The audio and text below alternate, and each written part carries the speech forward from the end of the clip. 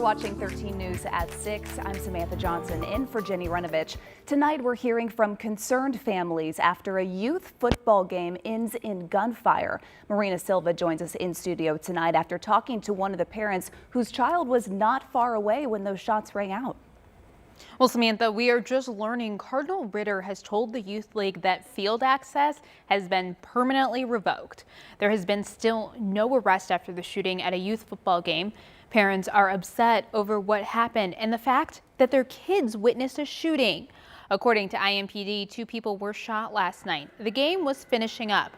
The Youth Football League, which we know is D1 Nation, when an argument broke out between the 2 sidelines, which included parents and coaches. The argument reportedly escalated and someone pulled out a gun and shot 2 people. Police have been looking at security footage to figure out who was involved. I spoke with a mom of a kid who was there. She described the emotion as soon as she found out what happened. I was crying. It was relief. It was we need to get home now. Just unbelief that all of this had happened, you know, and it was, I told him on the way home, I said, if I can't go, you're not going. Thankful that I bought him a cell phone last year, so he was able to call me. Right now, there is no suspect information from police. Joan says her son is supposed to be playing next week, but now they don't even know if that game is going to happen.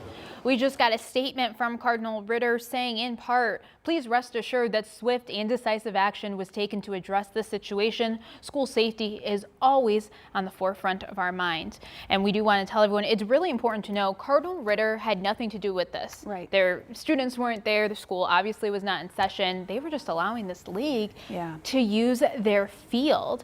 And, you know, a lot of parents have taken to social media. They're upset. They're upset that a youth football game ended in this, and the fact that these young 10, 11-year-old kids had to witness it. You should have seen when we got there were all these kids waiting for their parents, some of them visibly shaken up. Yeah, good to hear from Cardinal Ritter, of course, today, but like you said, certainly heartbreaking for all those folks who were there and who had to witness that. It's also frustrating to hear that that shooting happened during a weekend that's devoted to reducing violence in the city of Indianapolis. IMPD's Faith and Blue Weekend just wrapped up this morning. Our Anna Chalker was there, and she shows us tonight how local churches are working to stop that violence. Inside Friendship Missionary Baptist Church, Sunday service is full of song, fellowship, pray for our young people, and prayer for our city. In these challenging times when communities face the shadows of violence, it is more important than ever to turn to God. That's why IMPD wants to work with local churches to get to the root of the problem. Our places of worship here locally here in Indianapolis are key pillars of our community. Helps us establish trust and legitimacy within the community as well.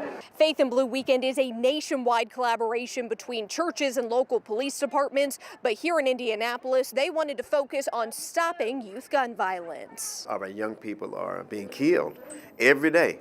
And so we have to come together and work as a unit, you know, and collectively to come up with solutions. One solution, sitting with the kids most affected by violence. A lot of them said basically, listen to us. And we just need somebody to really care. Until the next service, this church is turning prayer into action. You know, again, working together works, and we have to do all we can. We do so many funerals at this church particularly, and I know that with us coming together, it'll work. In Indianapolis, Anna Chalker, 13 News. Pastor Ronald Covington says his church will be expanding services even after this weekend. He says they plan to find new ways to connect with kids in their neighborhood. Right now, Metro Police are investigating a crash that killed a bicyclist this morning. It happened near Keystone and 62nd Street just after 10 o'clock. Police say one person was taken to the hospital in critical condition but later died. That intersection was closed for several hours this afternoon. So far, police are not saying if speed or drugs or alcohol may have been a factor in that crash.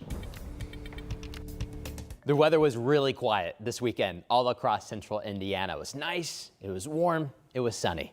We do have some cooler air on the way. A front's now pushing through into Ohio, and that's going to drop temperatures quite a bit tonight. In fact, we'll probably fall to the 40s tonight. The past couple of nights, we've only had some 60s. So cooler air is on the way. It's going to feel a little bit more like October the next couple of days. But when you zoom in a little bit closer, we're clear other than a couple clouds that try to pop up over the Falcons there in Winchester and Randolph County. That's about it. Most of us are enjoying sunny skies the rest of this evening.